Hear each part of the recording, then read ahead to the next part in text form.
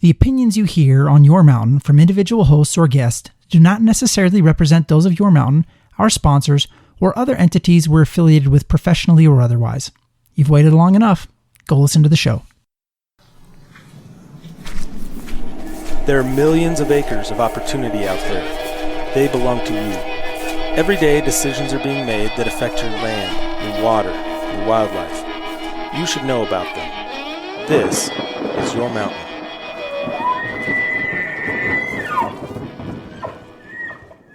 Hey, everybody, and welcome back to another episode of the Your Mountain podcast. I'm your host, David Wilms. I'm doing this alone today. Nobody's here with me. You're a liar. Sorry, That's Nephi. not true. Welcome. Co-host Nephi Cole. How are you doing? I'm good. I'm enjoying a cold beverage, of course, as always, from our new sponsor, Pine Top Soda Shop. We don't have any sponsors. We just plug stuff we like when we like it. That's true, but this is my buddy's soda shop here. So I thought I would just give him a shout out because by sponsor, I mean he gave me nothing, but I did pay him to be able to drink his delicious soda. Yeah, so that's not a sponsor. Well, it's about as good as we can get.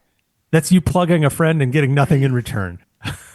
Well, that's true. That's what we do here. That sounds like our podcast a lot. That sounds a lot like our podcast. Yeah, that's what we do here. Yeah. And that's totally fine. Yep. So I'm sitting here, I'm looking out, and the weather's amazing, finally. And I'm getting my head into this space. I just heard from a buddy that drew an awesome deer tag in Colorado. And I'm thinking, oh man, I'm looking forward to getting into the high country, hopefully with him this summer and helping with some of the scouting on that. I don't know. That'll be fun. Application deadlines are coming up here in just a couple of days for tags here. Area 7's calling everyone's name. It's starting to, right? Are you applying for that this year? No. Why would I apply for Area 7? You applied for it last year and the year before. The only reason for me to apply for Area 7 is in the hopes that I will get it and somehow then can deny you the pleasure of getting the same tag. Yeah, so you're applying, aren't you? No, because today, this year, I actually want to go someplace else. So where do you have I'll mind? see. So here's the idea.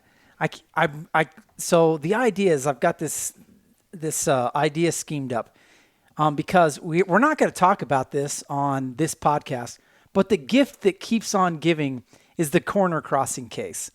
So although we're not going to talk about corner crossing on this episode and the fact that there's a petition, or a request to get that in front of the Supreme Court, we're not going to talk about that yet.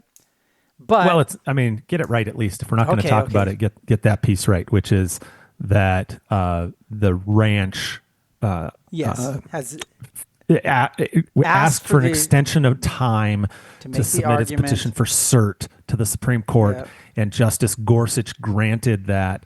And so now the deadline for the ranch for Eishelman to submit his petition or his cert for review to the Supreme Court is in mid-July. So I guess now we've talked about it. Now we don't need to again. Yep. But so now it's done. That's the update. The reason that this is a gift that keeps on giving is because I'm hoping that there will be a weird thing that will happen with tag allocations this year. Because if you go look, like everybody, like we've got this phenomenon going on in the world today where everybody tries to predict, more people are online looking at, draw odds and all those things than they ever have before. And so there's a lot of, strategy going into where people apply. And I'm hoping that a bunch of people will look at the parts of Wyoming that have checkerboard, and that there will be this rush to apply for these checkerboard areas because people will be like, oh my goodness, I'm going to go hunt something I couldn't before. And that therefore people putting in for these checkerboard spots or these areas where they think they're going to corner cross will then create a dearth of applications in like normally good areas. What do you think? What are the chances? I think it's going to be statistically insignificant, and here's why. Well, no, let's tell everyone to apply. Let's make a difference. Yeah, you should probably apply to checkerboard units. Everyone should. don't tell people that because That's so much that's opportunity. That's where I hunt. So stop that. Well, anyway, so that's I don't know. What I got will us on say that to tangent. answer that question though that Yeah. you put out there, like the reason I said I don't think it'll have a statistically significant difference is because the winter that we had here 2-3 years ago that was so bad and wiped out entire fawn crops for mule deer and pronghorn and actually impacted even elk numbers in some areas. Those checkerboard. tags dropped so low. There are so few tags still, even a few years later, in some of those areas, which include checkerboard, but include the non-checkerboard, really kind of primo areas. There's so many people applying from like areas that went from, places that might have been 35% draw odds, drop down to 8%.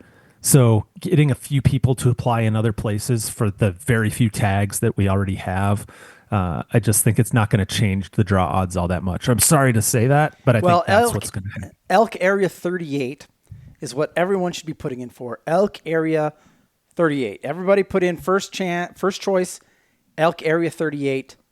Just do it. Are there no elk there? Are there no elk there?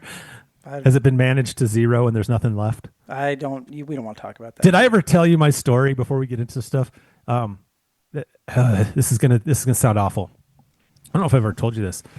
Did I tell you the story of when I was early in college? I think it was college, and it might have been high school, but I think it was early college. And I got a job over the summer running the Game and Fish Visitor Center on the weekends, only on the weekends, not during the week. And the visitor center, and this was in Wyoming, the visitor center, the way it was set up at the time, it's since been remodeled. It doesn't look anything like it. So this story doesn't apply. If you walk into it today, you wouldn't know how this works. But back then, when people would pull up to park, I was sitting at a desk and I could see people park. And I could see the license plate. And I would have people come in regularly asking for my advice on, where should we go fish? Like, want some good advice on where to go fish. And so I would do this. I would see somebody come in. I would see the car. I'd see the license plate of the vehicle they stepped out of. And if it was a Wyoming resident and they came in, I'd give them good advice. I'd tell them, like, here's where I'd go. I'm hearing the fishing is hot right now in X, Y, and Z spot. Here's the type of stuff you should use. And if I saw somebody from Colorado come in, and it was really limited to Colorado, if I saw somebody from Colorado come in, I'd give the same friendly advice, but I'd always say this, and I'm hoping you'll understand this reference, but I would always say, if you want the best fishing this time of year in Wyoming, and I don't care that it came in June or September, didn't matter. I gave the same advice. The place to go right now is Guernsey. Go to Guernsey Reservoir and fish. And do you know why I said that? Because it's terrible. Because the Bureau of Reclamation drains it every year, there's pretty much nothing there. dry. There's no fish in it. Yeah. It's a great place to go for a drive. for It's a recreation, Well, thank you for water contributing skiing, to the all that economy. kind of stuff. But you're not going to fish there. So I'm just saying that. That's why I asked the question about elk, because I was very defensive of I defended our state's interests and our state residents' ability to fish, and I always gave. So what if we did this? I'd be like, if you can't catch a fish there, I don't know it. You can't catch a fish anywhere. My hope was they'd go there and fish and not catch anything, and then say, well, forget this. I'm never come back to Wyoming. It's a scientific study. So what if we told everyone? What if we told our listeners where you and I were, the area you and I were going to go hunt in? What if we just advertised the area that we're going to put in for, and then we just say, like, we're going to go to Area 38, which is where we're going to hunt this year. You and I are hunting the Gary area. That's where we're putting in for, Area 38. And then we would see whether or not people believed us, so that they would all put in for Area 38, or whether or not, if they did believe us, then maybe they put in, but if they don't believe us, then they wouldn't. And so maybe our odds get better in another area or not by whether or not we lie or not. Does that make any sense? Yeah, it makes some sense, but you're predicating that on us having a really, really big listenership. Yep, 38 it is. Area 38. Perfect. Hey, should we talk about some of this other stuff? Well, I was actually going to get like Colorado. I don't know if we want to start about, you had your story Yeah. about Colorado. And there's a reason that we tell people from Colorado to go fish somewhere that's terrible. Because they deserve it. Because Colorado, let's be honest, you're killing us here. Goodness sakes, Colorado. Could you just give us a break? Yeah, you're referencing the like. Let's not before I say what we're referencing to. Just let's do a quick rehash of a couple of the things that have happened in Colorado in the past couple of years, in case you've been behind a rock and haven't seen it. But there have been two different, pretty significant ballot measures put before Colorado voters in the past, in the past 6-7 years. Right, one of them was to reintroduce wolves into Colorado, and that passed. That ballot initiative. The voters voted for the reintroduction, and wolves have been reintroduced, and they're doing kind of what you'd expect them to do, which as long is as get in they trouble stay and out get of killed and- Wyoming, they've been fine. But in Wyoming, it hasn't gone well for them. The Colorado Wolves, they don't seem to respect boundaries very well. they're they don't spend a lot of time in Wyoming, and they're not return visitors. No, no. But They come once. They come once. But then the other thing that happened was this mountain lion proposition last year that because the hunting community really rallied a bunch of resources and effort and coordination and put a ton of effort into educating the public about science-based wildlife management and how that not only can be but is compatible with the ability to hunt mountain lions, that the initiative to ban mountain lion hunting in Colorado failed. And that was after these animal rights groups failed to get the hunting banned through the legislature. They failed to get the mountain lion hunting banned through the commission. And so they tried the ballot initiative and they failed. And it looks as though they are taking another run at it in a slightly different way, but perhaps in an even scarier way, through yet another ballot measure attempt. Right, so I thought it might be worth talking about this ballot initiative 82, which is called the Colorado Wildlife and Biodiversity Protection Act. And at its root, it says it seeks to create this independent commission. So you already have a game and fish commission in Colorado. Every state's got a commission that's overseeing the management of the wildlife resources in the state. Well, there are some organizations that have been frustrated with the way Colorado has approached certain wildlife management decisions, and they think that what they need is a separate commission that's parallel with this When you say Colorado they've Parks been- and Wildlife Commission to effectively set up protections for keystone, and I'll quote this because they use the word keystone species, in addition to determining what species might be threatened or endangered under Colorado law, also identifying keystone species and creating legal protections for them.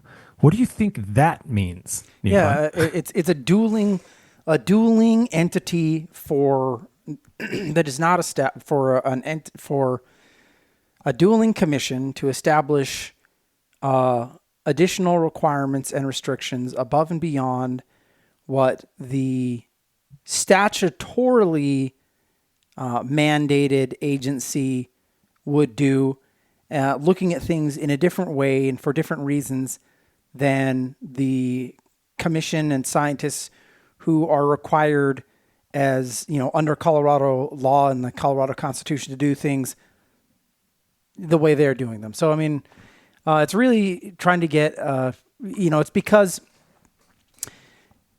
it's because the Colorado Parks and Wildlife does their job the way that they're supposed to, because they are pragmatic, because they're looking straight down the middle. It's because they're scientific, and folks who want them to, folks who, again, who don't want the same type of scientific management that the North American model advocates, folks who don't want that, they want to go a different direction.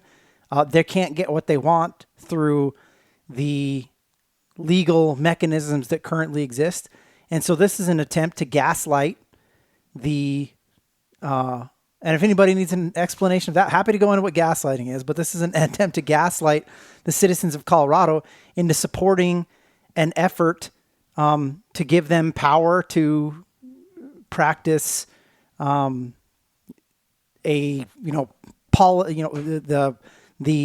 control of wildlife through politics in a way that they can't through the legal mechanisms that currently exist. Yeah, I'm gonna break down hopefully even a little bit simpler. I view this as we didn't win the ballot initiative on mountain lions, preventing mountain lions from being hunted. But if we pass this referendum and we create a separate commission, we can use that commission to declare that mountain lions are a keystone species and now have protections that they didn't before. And we can punish people for harming the keystone species that we have decided is the important one of mountain lions. And then, and establish new rules, controls, regulatory measures.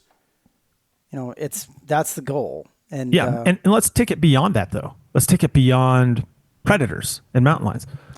It's think whatever. of another one.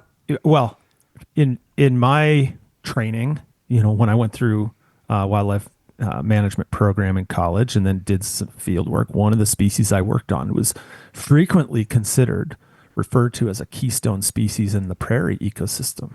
Prairie dogs. And prairie dogs. Yeah. Yeah. Well, and then like beavers, which I actually do think arguably are a keystone to all sorts of habitat. And they, it's from a scientific standpoint, we could talk about why these species and their habitats are important and all these things.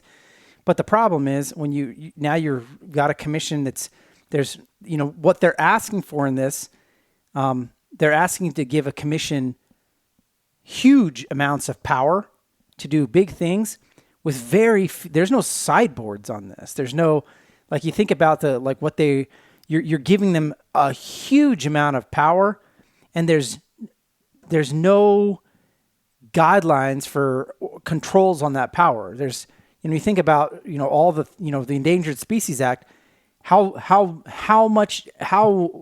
big is that act? How many requirements are there? How many processes? All these things, all the work that went into making this work. This is through a very simple ballot initiative granting huge power to a group of people that, when you look at the definition of who's going to be making the calls on this, there's it's whoever we decide. So they're proposing that there are certain qualifications to be put on this commission. But we all know what this is intended to do, right? And it's going to create conflict with the existing Game and Fish Commission in Colorado. And how does that tension get resolved, and how do those conflicts get resolved? Well, the way this ballot initiative is written, likely the conflict between the two is if the Colorado Game and Fish Commission under Colorado Parks and Wildlife says that we want to establish a hunting season for mountain lion, for example, or we want to allow limited trapping of beaver, as an example that you provided, right? If this new commission establishes that those are keystone species and that you can be criminally prosecuted for harming them, then you have this conflict, and the resolution of that conflict is likely going to go in favor of this new commission. It's going to be used as a means to end hunting and trapping of certain species in Colorado. I can almost guarantee it. Like, that's the way it's teed up for to happen if this were to become law. And it highlights the reason I wanted to talk about this, not just to mention that this is happening. There are a couple things I wanted to talk about. One of them is, like, in Colorado and in some other states, there is a very real issue that the hunting community in particular, and I think others as well, non-hunters, should look at this and say, we need to address the underlying issue here, because we're going to continue to see these one-off efforts on ballot initiatives in states like Colorado. They have so many ballot initiatives, in front of the voters every year because of the way the system is set up in their state. It makes it very, very easy to harvest the signatures from just a handful of counties that are needed to get something before the voters. And if you craft it in a way, the initiative in a way, and then market it to the voters of those two really, really populated counties that happen to be fairly progressive counties, urban centers, right?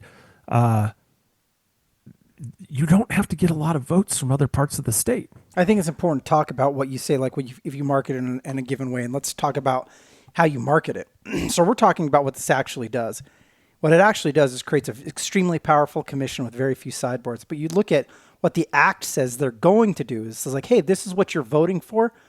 It's for a commission to oversee protection of ecological integrity, continuity of wildlife protections in the event of current agencies or funding being disbanded or going away, creating a network of habitat connectivity, strengthening legal protections for keystone species. You read through this thing, and it's the type of thing that if you said to you or I, it's like, hey, do you think this is a good idea to protect habitat connectivity? Yeah, that's a great idea. That sounds great. That's a great idea. How about creating self-sustaining funding networks for conservation efforts? You're like, boom, that seems great. That seems like a great idea. Yeah. So that's the problem. Is like these ballot initiatives, you package a whole bunch of sweetness and goodness. It's like you make this delicious candy, and I could tell a very long story about this, but I won't bore you with it. But you make this great, like you take a cream donut, and then you shove a raisin right in the middle of it. Because really, who wants to eat a raisin? But it's like, but you know what I'm saying? It's like you just take this nasty little thing and you stuff it inside something that looks absolutely amazing. And guess what? People are going to eat that nasty little thing without knowing it. They're going to get it because they like the donut. And that's what these ballot initiatives do. The idea is to make these things sound really amazing to the public. And then you're going to stick something in there that's really not palatable. And the reason and it works because if you took this to the legislature, right? If let's say we took this and said, hey, to the legislature, why don't you create this thing? What would the legislature tell you? They tell you, number one, we already have an agency that's statutorily required to do all these things. We're already doing all of this. This is all taken care of. And number two, in that process, the legislature, even in a state like Colorado where you might think, oh, well, they lean one way or the other, in that process, those legislators, regardless of party, they're going to run into the raisin. They're going to find that thing and they're going to say like, whoa, what's this? And then they're going to have a debate about it. And then you're going to be able to have the people who are rational. You're going to have fringes in every argument, but the majority of of pragmatic thinkers, they're going to be like, nah, that's a bad idea. And that's how these things should be taken care of. But when you hide these truly, malevolent actions inside these ballot initiatives, like what you do is you force entities to fight them. You create this fight, and I can tell you on the ballot, like a tens of millions of dollars worth of spending to fight that ballot initiative in Colorado last go on cougars. And you're just doing the exact same thing. You're just forcing people to fight it. You're wasting people's time and money. Can you stop it? Yeah, you can. But there's huge danger in people assuming, like if you think about the last one, right? And if you're a hunter and you're listening to this podcast or agency folks listening to this podcast, you're like, well, they beat it last time. Didn't seem like a very big deal. I'll tell you what, it was a big deal. It was a big deal for the people that had to raise the funding. It was a big deal for the people that had to spend the millions of dollars on this. It's a big deal. And I can tell you that in Colorado, when they launched that, like when they launched this, if they get the signatures to do this, what you'll see is because of the makeup of that state, you will the good guys, and I'd like to say that the good guys are the guys that would defeat this initiative. They're going to be 5 points behind the 8 ball right when this hits the deck. And that means if this just went to the ballot to the uninformed people, if they just got to vote on this immediately without having anybody spend money to educate them on the issue, this passes. So well, it's why I make the point of these one-offs, right? That we can't keep running these every time an initiative comes, an assumption that the community can raise $10 million or $20 million or $50 million and push back on this. A couple things come to mind. One is that means that's $10 million or $50 million that can't be used in other places, right? And all these national organizations are coming together and local organizations and folks to defeat this one issue in this one place when you have a lot of things going on in a lot of places. And it's concentrating all these resources in one place, and it could let some things slip through the cracks in other places. But also, you can't depend on raising that amount of money every single year to fend off these types of attacks year after year after year. Eventually, and I hate to say it this way, but eventually, if this is a game of attrition, eventually we lose, right? If we're doing this, defending against single initiative after single initiative. The way we win this as a community, and frankly, as defenders of the North American model and trusting wildlife agencies with, entrusting them with the management, the scientific-based management of these resources, the way we win this is we change the process, right? So there's a reason why. So there are a number of states, and we've talked about this before. Most of the states east of the Mississippi don't have an initiative process. There are a few, but most don't. It's largely a Western thing. And in the West, and some in the upper Midwest that have these initiative processes, there's different ways of doing it. And there are some states that have very, very few initiatives, and there are some states that have a lot of initiatives. And it's all in the way the law is written, on how easy it is to get something on the ballot and in front of voters. And the point I was making with Colorado is you only need a certain number of registered voters in the state. And you can get those voters from the Denver metro area and Boulder, right? You can like Denver and Boulder. You can get enough signatures to get something on the ballot. As opposed to some other states where you and I live, and I might get this slightly off, but it's close. You need something like 15% of all of the registered voters in every county of the state, right? And there are other ways to do that sort of disbursement as well. You could have it be, in legislative districts as opposed to counties, but somehow, if it's the will of the people to say our legislature for some reason isn't representing our interests appropriately, and we've been trying to get this passed and it feels like they're not representing our interests. Well, the way you find out if the legislature is truly not representing your interest is by getting a representative number of signatures from all of those legislative districts or all of the counties around the state. So you're getting, all of the political makeup into the mix, right? As opposed to just harvesting from one place where all the people live. So I really deeply, deeply believe that what really needs to happen is that the not just the hunting and angling community, you got to find partners on this.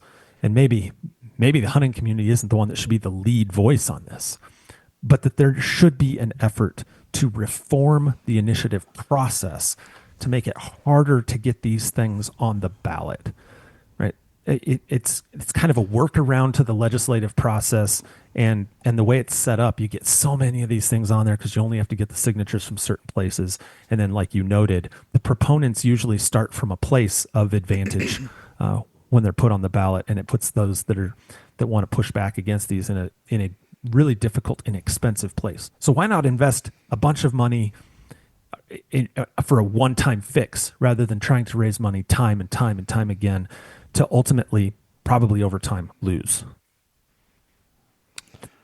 Dave, it's not a terrible idea. Unfortunately, I'm waiting for you to step up and lead on this because I don't want to have to do it. It's a great pitch, Dave, for somebody to do that work. And yeah, it's hard work. Quite That's gonna be frankly, hard work. I'm mired right in the middle of it every time in Colorado. Haven't seen you down there at the Capitol lately, Dave. I don't know. I'm just saying. Technically, I'm a registered lobbyist in Colorado, but I do everything I can to Yeah, not have technically, huh? Well, I have to do my reporting every month on my activities, but my reporting is usually, nope, didn't do anything. Nope, didn't do anything. I'm counting on you for that. It's but oodles of fun. I'm thinking about getting an apartment in Denver just for yeah, you're for down giggles. there a lot. Yeah. Here's the other point I wanted to make. And this is very specific to these hunting issues, right? And it's just I think a reminder. It's something I've mentioned several times. I don't know if you agree with it or not, but it's something that the older I get, the more and more I believe this to be true, which is we always talk about 4 to 5% of the population hunts nationally. It's a small number. And we recruit like crazy. We have R3 efforts going on all over the country to recruit more hunters. All of the money in the world going into recruiting more hunters is never going to get us to 51% in this country. And frankly, it shouldn't. But it's never going to get us to 51%, which means in a representative democracy like what we live in here, when only 4 to 5% of the population hunts, we are unbelievably dependent upon the 80% of the population that supports hunting. And we need to do everything in our power during the hunting seasons and in between the hunting seasons to continue to represent the hunting community in the best possible light with the non-hunting community, because they are the ones that vote on these ballot initiatives that can take things away from us. And like we need those allies in our corner. And it's just a good reminder to me of, representing ourselves the right way. And, when we're engaging with the non-hunting public, to talk about it in the most productive way and to continually be educating. Like it's a continuous thing to make sure we maintain that 80% of support from folks that are non-hunters that support hunting. And these ballot initiatives like this are the thing that really bring that into more focus for me, because like the things we love to do and the heritage that goes back generations for us could be taken away like that. Yeah. Right. Yeah. It's really unique because I think that it's something that I deal with a lot, and I'm not sure, and I know that you do too, and I don't know that everybody believes what we believe, but part of the challenge of the R3 effort is that it's about more than just getting people out to the field hunting. It's more of a community building effort, and so for example, a great community, if you care about hunting, let's talk about firearms ownership. So people in Colorado, you don't have. You have a higher percentage of hunting than you do in, say, New York. But at the same time, you're looking at, maybe 15%. I think it's high. I think that's high. Well, 50% of the people in the state of Colorado are firearms owners. Right. And so when you look at something like that, how many people in Colorado work in the outdoor space, in natural resource like farming and ranching? How many people work in resource extraction or forestry? Well, it's interesting because if you look, these are groups where you can find natural allies, people that they may not do everything the same way that you do, but they have very similar interests in a lot of ways. And I think that that's part of what I try and do. Is in my day job is to build influence by collaborating with people and finding ways and trying to build bridges and finding out how you can bring different interests together to basically expand the tent of interest for protecting a whole suite of things that we, that are important. And, that's why, I continue to be big on this. While some people are like, well, let's not do R3. We don't want to share the trails with everybody. There's enough of us as hunters. Well, I get it. If we don't want, there's a piece of me that doesn't want to share Area 38 in Wyoming with everybody. At the same time, I need to remember that when these ballot initiatives hit, and they're not going to hit in Wyoming, but when they hit in a state like Colorado, if we've been stingy with sharing our lifestyle and the opportunities of the great outdoors and the things that we care about, if we're not finding ways to proactively share these things in a positive light, then it's that much harder to defend our interests in the long term. And that's a really tough tightrope to walk because, I know that, for example, Instagram, we do have problems right now. We have problems with people who are within the hunting community who, in order to, chase a dopamine hit on Instagram, are posting stuff that is not flattering to us and it's not positive. It's not helping us at all. And they're getting the likes. They're getting their dopamine and they're going to go out and they're going to do it again. At the end of the day, that's not helping our cause. At the same time, you can't bunch everybody together in the same rowboat because there are advocates. And, I'm going to pick on our good friend, Steve Rinella, who I just have a huge amount of respect for. There are advocates out there, and I believe he is one of the good ones, the people that we want those guys out there. We want them speaking to the issues because they help build our coalition to protect the things that we care about. And that's the challenge is like, how do we train people? How do we help each other advocate for the right voices and then educate the folks who are, poking a hole in the bottom of the boat. This is one of the things that I know, it was almost a decade ago that Steve used this specific analogy when talking about this. He said, like, a lot of times everybody says, like, don't throw that guy out, the guy who does a crazy thing, because we're all in the same boat as hunters. We're all in the same boat. Yeah, we kind of all are in the same boat. But if some dude is drilling a hole in the bottom of that boat and sinking the boat, you better get that dude to quit sinking the boat. You better teach him, and we'd better have a grown-up discussion with that person. Just say, like, hey, bro, you're in the boat, but we're going to have to throw you out if you can't not cut a hole in the bottom of the boat that all of us are trying to float in. And we need to remember that as we go forward as advocates for the things that are important to us. As we're talking about these ballot initiatives, as we're teaching people, you can't be closed-minded.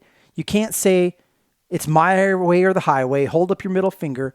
You have to do missionary work, even within our own community, to make sure that we protect the boat. Because we do need people in the boat. That's the fact of the matter. We need people that support the fact that we're in the boat. But at the same time, we have to be honest with the people who are riding in the boat with us and tell them, like, hey, you need to be a good advocate for these issues, or else you're going to sink the boat for everyone. Yeah, I think we pretty much agree. And to bring this back around before we switch to another topic, like my whole point of talking about like the need to represent the community the right way in front of the broader public is because you have states like Colorado that have long supported hunting, right? Long have supported hunting. But there have been ballot initiatives that have chipped away at pieces of that over the years. And you've definitely seen it in states like California, right? And so, 20 years ago, 30 years ago, would you ever have thought that, you could be facing a threat like this ballot initiative in Colorado that could fundamentally alter the way wildlife management is done and how hunters are part of the management of species? No, I wouldn't have. I wouldn't. And so I say that to say, if you wouldn't have seen it 30 years ago in Colorado coming to this point, you might be in a state today where 30 years from now, you might be facing the same problem. Yeah. And I mean, so look at, it's like important to be addressing the now and to be thinking to the future as well, because we are a small minority of people in this country, and we are dependent upon a large majority for being able to do the things we like to do. Yeah. I was born in Washington State in 1976 and grew up mostly in the Mountain West. But the reason I was in Washington State is because my grandfather ran a ranch there.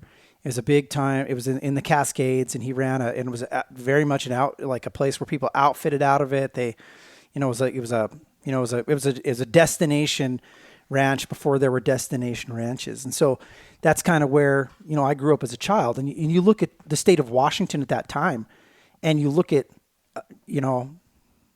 the significant political changes that have occurred along the west coast of the U.S. over the last, 50 years. Well, you're getting old. It's really big. It's really significant. It's significant. And like, it's a great reason why in the state of Utah, you have a constitutional right to hunt and fish. And people kind of giggled at that when we were working to pass that legislation 20 years ago. People aren't giggling about it anymore. Everybody understands how important these things are now. And it's why you just can't assume that these things are good enough. It's why you actually have to go and you have to pass legislation to protect these things. Look at the state of Washington and what's going on with their Game and Fish Commission right now, where the appointees to that commission, they're not really into game and fish anymore. That's not what it's about in that state. Yeah, you're right. Pivoting to Washington a little bit, there has been a change over the years in the commission structure there in Washington. And there are now a number of just flat, I would call them anti-hunters that are part of the commission, or at least anti-predator hunters. I think that's where this starts, right? Like this is where it seems to always start. You start with predator hunting or trapping. And then that's like the gateway drug to ending, all hunting. Like you start with the thing that the polling data out there says that people aren't huge supporters of predator hunting, right? That the public at large, that's not one of the things that when I say that 80% of the public supports hunting, it's not 80% that supports hunting predators, right? That's a much, much smaller number. And so like you go for that low hanging fruit in their eyes of like, well, let's shut this down. Let's ban bear hunting. Then we can shut. Yeah. So in Washington, it was let's ban spring bear hunting. In Colorado, It's eliminating the use of hounds to hunt bears. And bait. You couldn't bait bears anymore. And they ended spring bear hunting in Colorado as well, I believe. It's so all now just, you can hunt. Yeah. So now you can hunt. Yeah. And so and same kind of pattern in Washington. And then then you have this tension that's created between your Game and Fish Commission, which is appointed by the governor, and your agency as a whole, where the director is typically appointed by the governor or depends on the state, can be hired by the commission. But you have this, really you're supposed to have a commission and a department that work together to manage wildlife for the state. And here you have a commission and a department where there's tension, at least with some of the commissioners, because you have some commissioners that are looking at taking away tools or taking away, like the agency is where all the scientists are. That's where the science, where the research is done, where the data is collected, and where they apply the science to make recommendations to the commission on whether it's hunting seasons or closing seasons or opening new seasons or quotas or and other non-huntable species, like how we're going to manage those, that kind of stuff. And then the commission acts on those recommendations. Yeah. For those that don't know, in Washington State right now, there's a petition from the Sportsman's Alliance to remove commissioners, and without naming them, to remove 4 commissioners from the Fish and Wildlife Commission. And the reason there are claims that they have violated the requirements, their duties in a number of ways. And so we're not going to go into that. These are allegations that are out there that that they're, basically they're breaking some of the rules, and it's significant. Why in this case Washington State? I mean, I think that's a valid question. So, and we're going to get into like a kind of some nuance of this, but from a sportsman's perspective, these commissioners aren't necessarily friends of sportsmen, and so I think it's fair to say that. Is that accurate, Dave? Or are you, without saying that, it's just like for these particular species, for sure. For sportsmen in Washington State, for the Alliance, saying like these are not friends of the North American model and the efforts to utilize hunting as a tool for management in these states. Yeah, and I think I don't want to focus on a lot of it. There's so much in the petition. There's a lot of claims. But one claim that does strike, that sort of bounces out to me, that I think is worth talking about, because of the public nature of these commissions, right? Like the way a Game and Fish Commission is structured, it's supposed to be a very outward facing, they're typically gubernatorially appointed members of, lay members of this commission that make decisions in public meetings, in very public settings, so that the public can be engaged in the decision-making process and know the thought process that goes into some of these decisions. So they're public boards and they're public meetings. Like in our state, the commission meets 6 times a year. Every other month, they have a 2-day public meeting where anybody can come testify or just sit in and watch. The agendas are published early. It's supposed to be... This is how it's supposed to work. Let's say we had a transparent. Let's say we had an process. initiative. We had an initiative that we're going to use a new tool for hunting, right? And that initiative, the legislature says you're going to do a certain way, and you're going to utilize, I don't know. Let's just say, what do you want to use, Dave? What's our new tool for hunting? Binoculars. Star Wars binoculars. We've got this new tool, Star Wars binoculars. Now you've got Star Wars binoculars that you can use. Can we change it? Yeah. I'd like to be able to use lightsabers.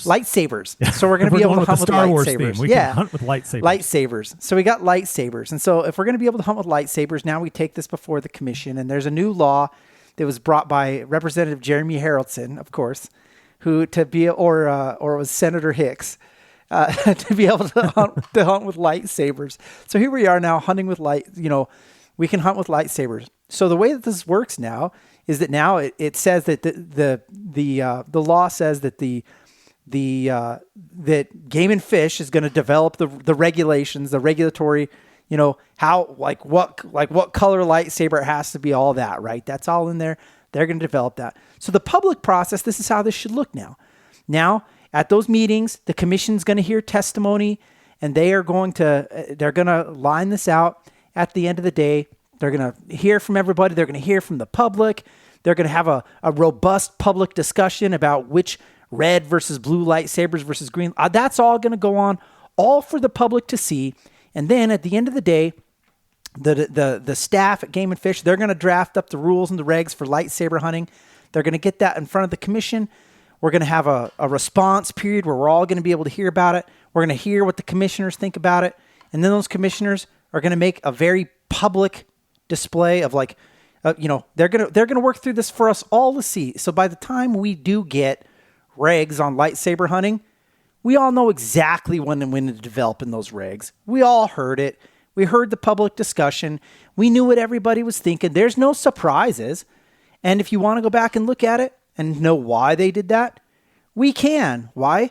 Because it was all online, or there's minutes for everything. Somebody was at the meeting, like Dave and I were sitting in the audience listening to the discussion on the whole thing. That's the right way to do it. Not only is that the right way to do it, it's also required by law in most states. Yeah, so most states have what's called they have public records laws and they have open meetings laws. And part of the open meetings law is you cannot discuss the business of that agency. And a commission is an agency. You cannot discuss the business of that agency with a quorum of your members of that commission present without having it being open to the public. Meaning if you have a 9-member board, for example, then if you have 5 people getting together and having dinner, 5 members of that commission getting together and having dinner, they legally cannot discuss any of these matters that might come before the commission, because that would be violating the open meetings law. If they're going to have a discussion about that and there's 5 of them present, they'd have to notice that meeting and invite the public to join them for that dinner, right? 100%. Because the decisions have to be made transparently and in front of the public. And one of the allegations in this petition, and the allegations are based on, here's another thing. The allegations are based on some responses to some public records requests that were submitted 3 years ago. It took forever for the state to respond to the public records request of the Sportsman's Alliance. Like, you want to know how to really frustrate the public and make it seem like you're hiding something? Like, Hide it. That's a great way. yeah, hide it. Don't give How them do you the make it seem documents. like you're hiding something? Well, hide it. Yeah, You know, that don't can make 'em respond to it. frustrated. You know what compelled the state to finally give a bunch of documents to the Sportsman's Alliance was a lawsuit saying, "Hey, we've been real nice about this for a long time, and you still haven't given us any of the documents, that we've requested under the law." Like, you shouldn't have to sue the government to get the documents that you're legally entitled to see. But that's a separate topic.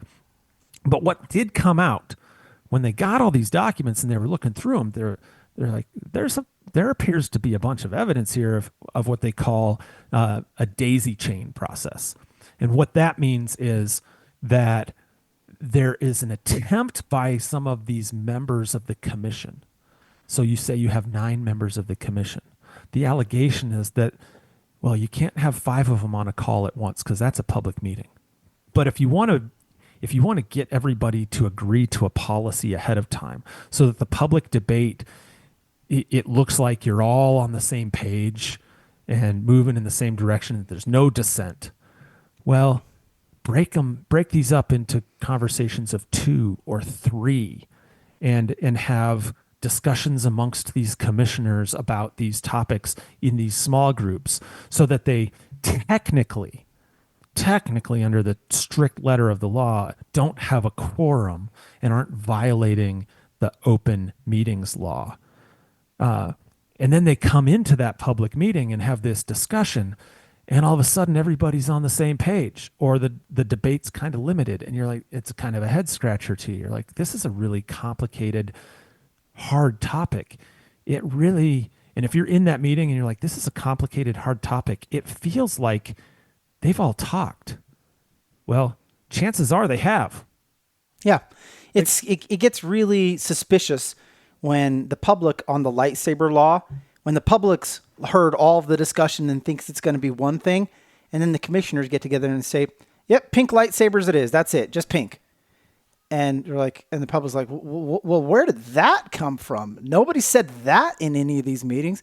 None of the department, and this is an interesting part, none of the department staff recommended that. What's up? And that is one of the claims that's being made here, is that, like, there's stuff happening that, like, there's not, it's a head scratcher as to where the ideas are coming from, because, it doesn't look like the biologists made the decision. Yeah. Now, like, this absolutely happens. I can 100% verify that this happens. I've seen it happen in my career. Like, I've watched it, and I don't mean just with game and fish commissions.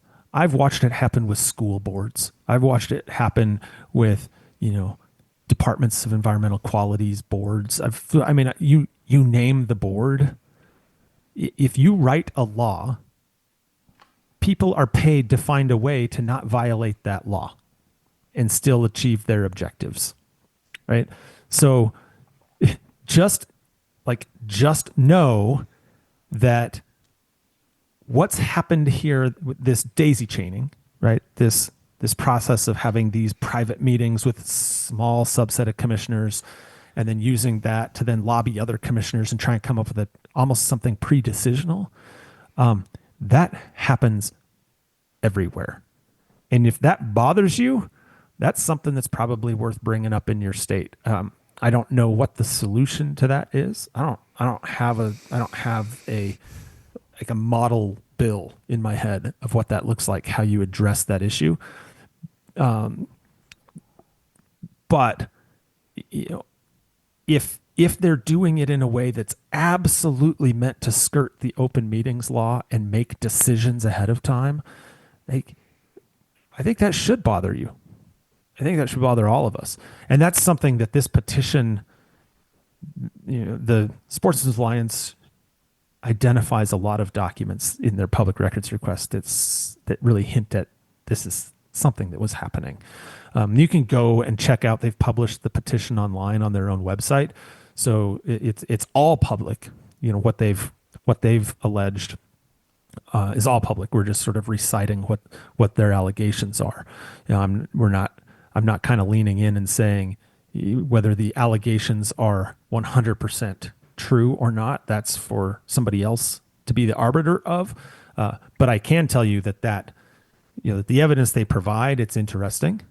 And I can tell you definitively, and I'm guessing you're the same way, Nephi, I can tell you definitively that happens, like that kind of stuff happens all over the place. Yep. I can think of specific instances in my career where I've seen it, and it's frustrated me very much. And I think the thing here's the challenge, I would say, for those of us who work with agencies, and for those of us who lobby agencies, the one thing that we should insist on, you should insist on, real public discourse of whatever the proposal is that you think that the right proposal ought to be. Real public discourse and public decision making, and it's extremely important. And if you work with an agency, here's a reason why it's extremely important. If you are not careful with this type of stuff, like those decision makers who entertain these types of things, you're going to lose the ability to make decisions entirely. And here's an example of how. I've seen in commissions that I've seen operating and functioning, I've seen where the legislature provides a directive of a direction that they think should go, and they're weighing in on a public process, and the public is weighing in. And I've seen a commission come out and pass a rule that had nothing to do with the legislative input and no bearing in any of the public discourse or public documentation that came in about what the rule should be. Their immediate gut response when the lawmaker sees that, the lawmakers that wrote the law on the lightsaber fighting or whatever, is to say, I'm going to strip this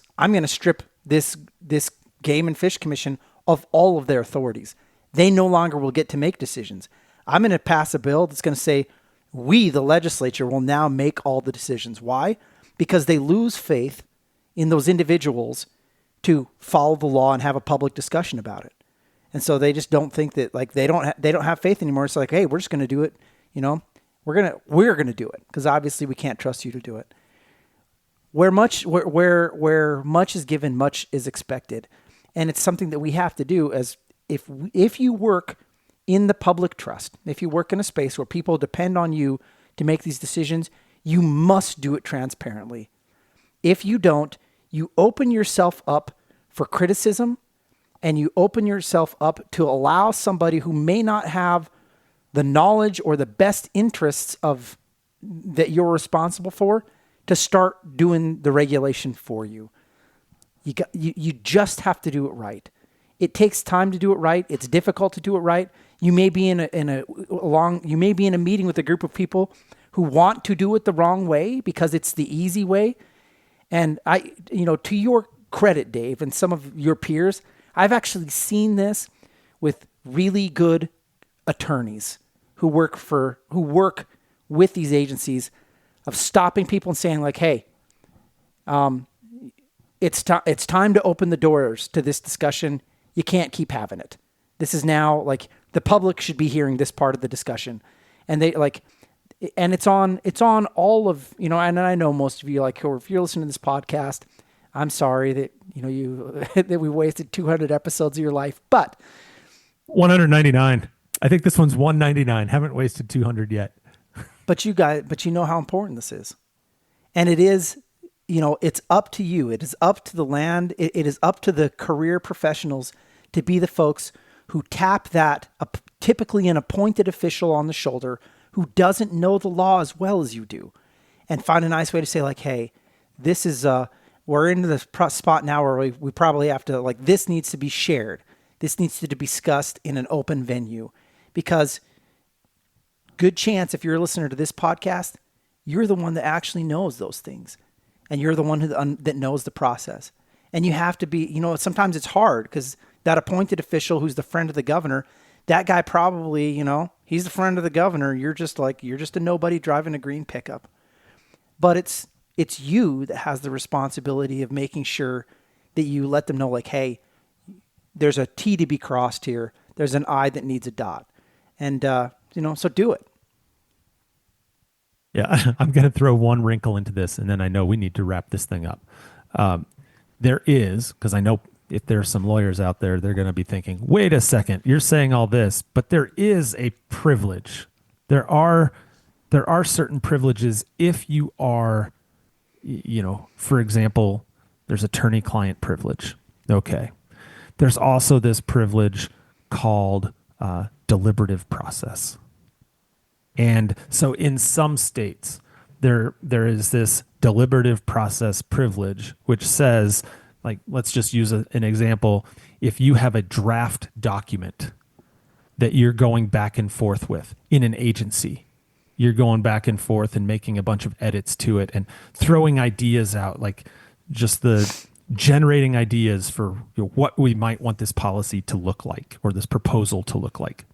That you may not actually have to release that to the public, that you don't have to, because if something was never, ever, ever going to see the light of day, the argument is, well, you don't want to cripple creativity by requiring everything to be released to the public, every document that's ever created released to the public. If it's truly, quote, deliberative in nature, then some states have this exception where you don't actually have to release that document. But there's an end point to that. That's right. Right. And the end point to that is you have a policy that you're ready to, for prime time, like you're ready to release this policy proposal to the public. When you release that policy proposal to the public, any discussions about that policy proposal amongst commissioners should be done in a public forum.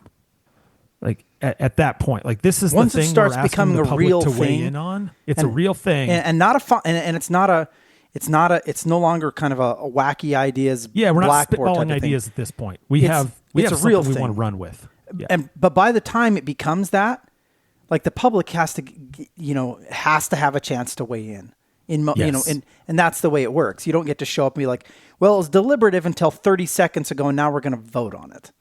It's like exactly. At some point, the draft, right, becomes a real part of the public process where now you're taking input and you need to work on it. So it's like, again, so the public doesn't get surprised by this. It's not like something we're like, where did that come from? No, it's like, oh yeah, we saw the draft and we're commenting on it.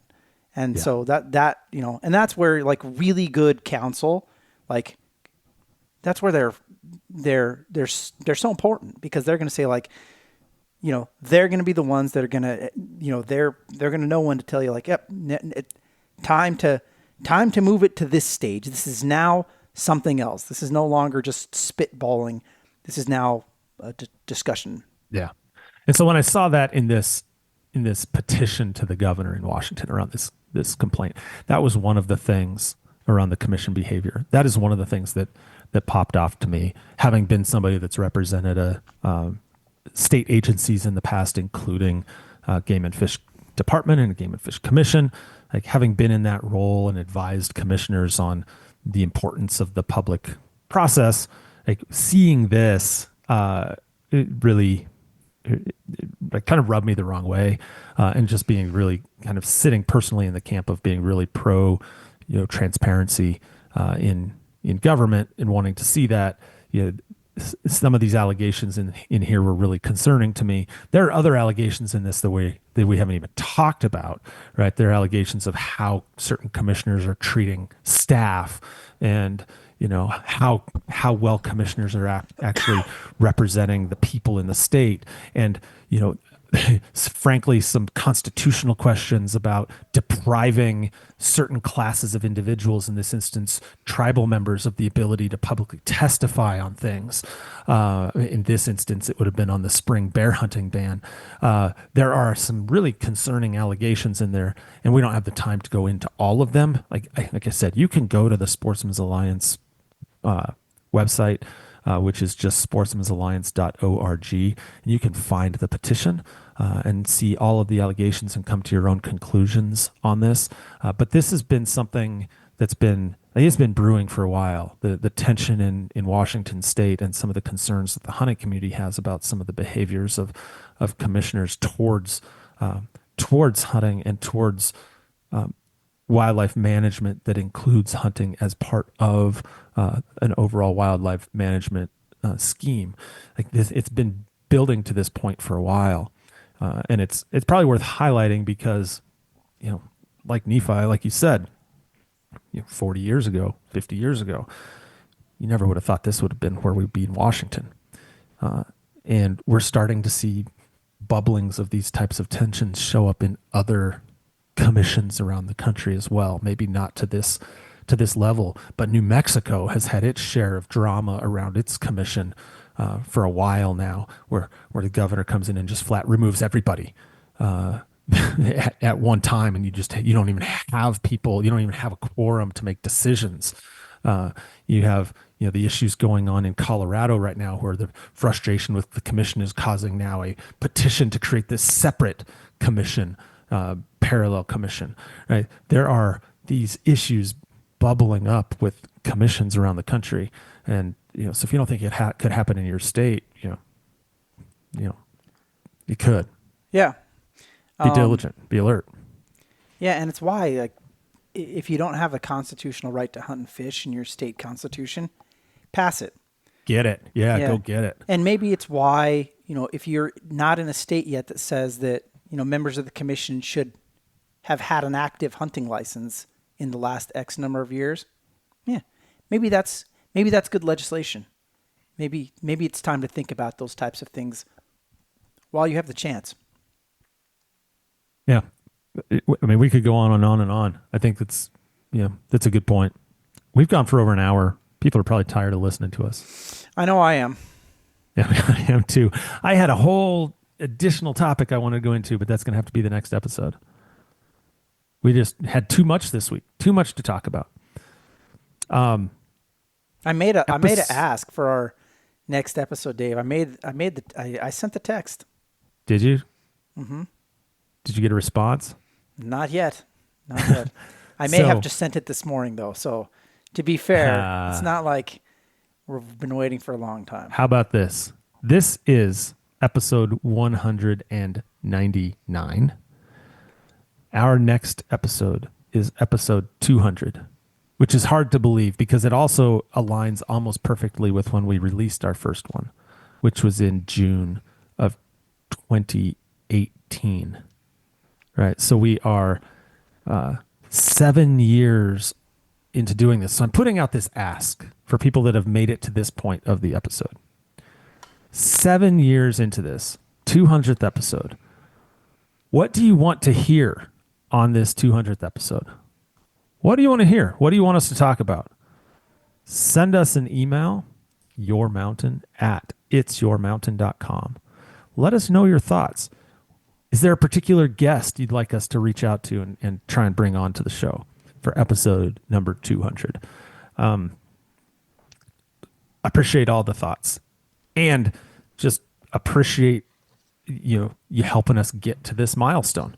If you had told me when we were writing down the concept of this on a napkin in Lil Philly's restaurant back in whenever that place 20s, is uniquely terrible. It was such a great restaurant. I loved that place. Oh man. But when we were working on this concept and we were literally writing ideas down on napkins at lunch, like pulling this idea together of what this could be. I would never have envisioned that we'd be talking right now about being 7 years into this and 200 episodes almost into this. It's unbelievable to me that it goes from a napkin to that. So that's just my way of saying, like, thank you for helping us get to this point. Thank you, Nephi, for helping us get to this point. I'm pretty stoked about it. It's a pretty big milestone for us. Well, to everyone who's listening, thank you. Thanks for Sincerely. It's been a unique opportunity.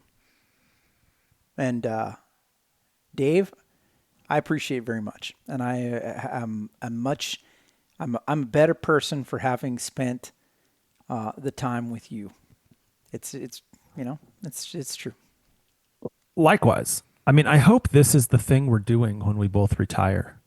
That we're just like, yeah, we're going into full-time podcasting mode. It's just what, I mean, we'll be consistent again. We'll have them every week. We'll be retired. They won't be any more informative because we'll be extra senile. We'll be out of it. Well, and we'll be out of the game a little bit. We won't be as plugged in as we are right now, probably. But it's been just an absolute honor and privilege to do this.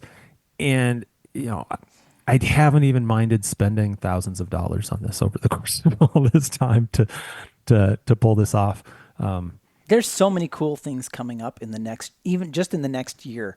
You and I were talking on the phone with, I'm meeting with some different legislators and hearing like their plans and their, for the future, like how they can improve opportunity and access. And, it's just an exciting time. I mean, that's the thing that I think is it's going to be fun to talk about, hopefully on the next episode, if I get my way. 7 years, how many things haven't changed and how many things have, and just like how many neat opportunities there are coming up. Oh man. Yeah. And the beauty about the way we've structured this show is, we're never going to run out of topics. We'll never run out of topics. We'll just run out of time, which we've done now. I think we've run out of time. So I'm going to end it. So I'm going to make this plea. I do it a lot. I'm going to make this plea now. It more vigorously, sternly, however you want to. Sternly is the wrong word. And then I'm really going to do it. Please, please, please, please, please, if you have not done so, please go out and give us that 5-star rating on wherever you get your podcast, and drop a little note there. And please, please, please, please, please share this podcast with your friends. Put it on discussion boards, in chats, wherever. Guerrilla marketing is what we need because we can't do it ourselves. We're incompetent, absolute losers when it comes to that. And we depend on each and every one of you to help with a guerrilla marketing campaign to get this out there, to make sure that there's enough interest that we can keep doing this for the next 200 episodes. So I ask just, as humbly as I possibly can, but just saying, please, please, please. It would mean the world to us if you would do that. That's all I got. Anything else? Shout out to our listener at Browning Arms. I was there this week. It was phenomenal. It was a great visit. Sweet. We could start doing those types of shout outs. Wouldn't take us very long. Anyway, thank you, each and every one of you. And thanks for listening. And remember that life is about experiences. So go have one.